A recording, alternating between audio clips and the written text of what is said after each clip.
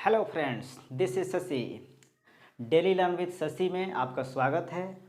आप सभी को आज से हम चाइल्डहुड एंड ग्रोइंग अप के बारे में यानी पेपर 1 जो होता है बीएड फर्स्ट ईयर वालों के लिए ये काफ़ी काम आएगा, उसको हम लोग आज से स्टार्ट कर रहे हैं।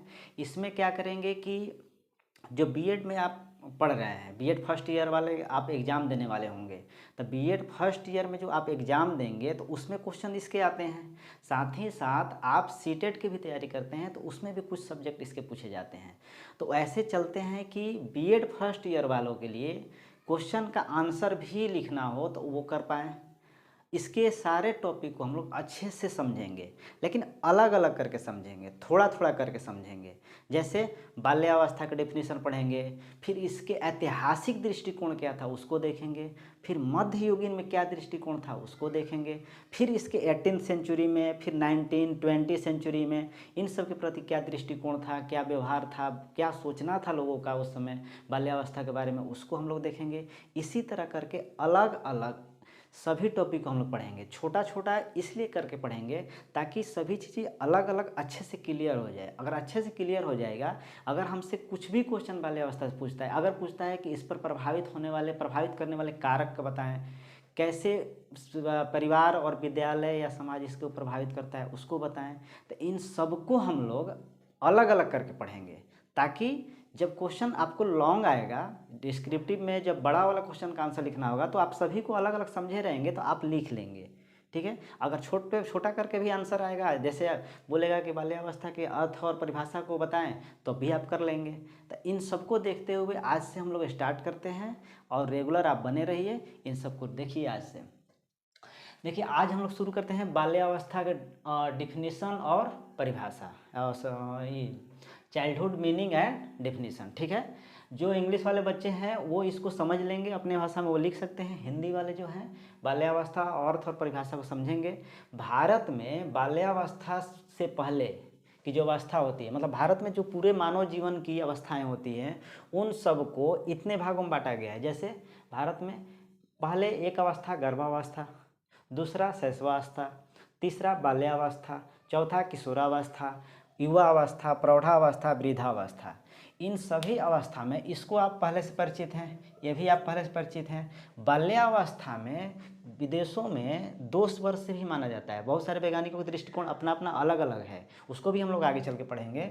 ये भारत में नहीं, भारत में 5 से 12 वर्ष माना जाता है, जबकि किशोरावस्था 12 से 18 वर्ष, युवावस्था 18 से 25 वर्ष, प्रौढ़ावस्था 25 से 55 वर्ष, वृद्धावस्था 55 से मृत्यु तक। मतलब कि वृद्धावस्था 55 वर्ष से अगर ऊपर हो गए आप तो अब वृद्धावस्था में आप काउंट होंगे। ठीक है। तो इसी में से हम लोग एक अवस्था बाल्यावस्था के बारे में जानेंगे।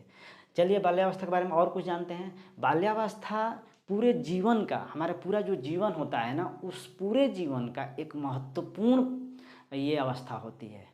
ये एक स्वर्णिम अवस्था होती है। इसमें चौतरफा विकास होता है। इसमें पेरेंट्स की बच्चों के प्रति लापरवाही बहुत ही हानिकारक होती है। इसी अवस्था में बच्चे का सर्वांगीण विकास भी होता है। इसी अवस्था में आदतों का भी विकास होता है। इसी अवस्था में इच्छाएं, व्यवहार, इसी तरह के रिलेटेड और भी बहुत सारी चीज़ों का सर्वांगीण विकास होता है। बालक का व्यक्तित्व का निर्माण भी होता है। व्यक्तित्व का मतलब कि जैसे मान लीजिए कि आप आगे चल के कैसे व्यक्तित्व वाले बनेंगे, इसका शुरुआत यहीं से हो जाता है।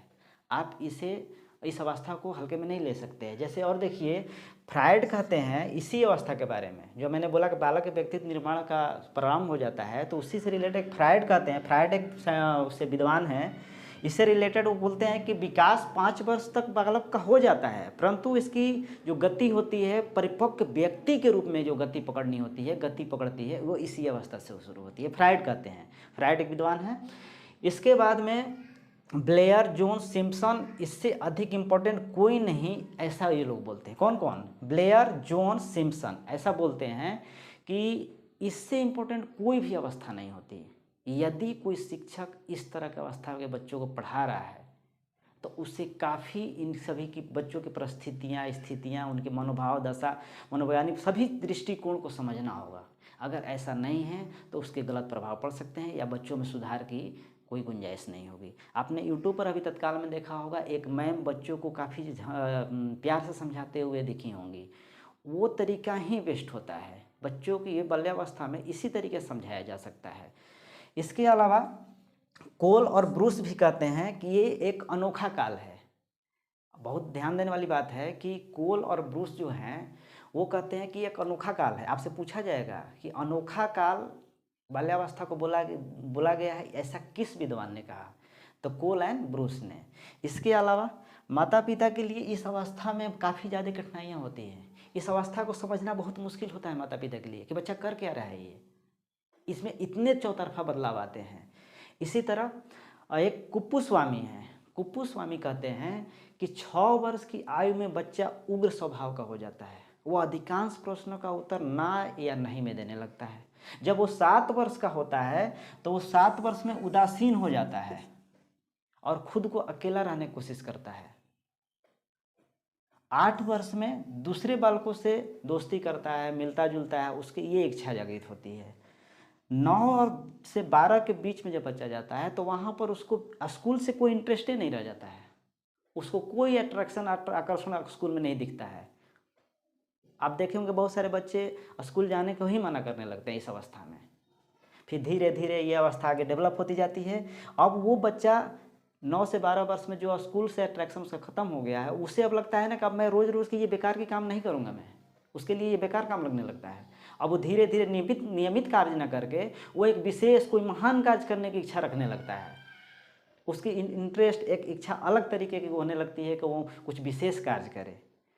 इस तरह से ये बाल्यावस्था जो होती है इस तरह के विकास को डेवलप करती है। इतने तरह के इसमें बदलाव आते हैं। धीरे धीरे हम इस अवस्था के बारे में ऐसे ही बढ़ते जाते हैं, फिर किशोरावस्था में पहुंचते हैं, युवावस्था में पहुंचते हैं, प्रौढ़ावस्था पहुंचते हैं। लेकिन जो बाल्यावस्था मैंने अभी बताया, अभी सिर्फ मैंने आपका इसके बारे में एक डिफिनीशन अर्थ बताया कि ये क्या होता है, रियल में इसकी क्या मतलब कि ये एज होती है, इसके में क्या क्या लक्षण दिखाई देते हैं, ये सब चीज़ें हमने अभी देखा।